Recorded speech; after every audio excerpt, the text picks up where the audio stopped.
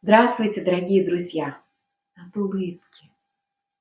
Улыбка. Да, улыбка действительно, как в нашем прекрасном детском мультфильме, меняет абсолютно все. И люди начинают к нам по-другому относиться, если мы им улыбаемся.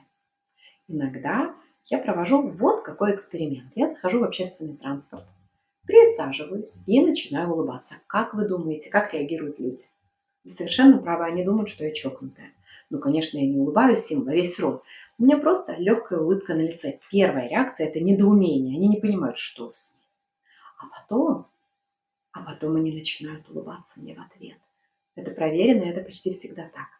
Вы знаете, это одно из упражнений ораторского искусства. Улыбайтесь, и вам начнут улыбаться в ответ непременно.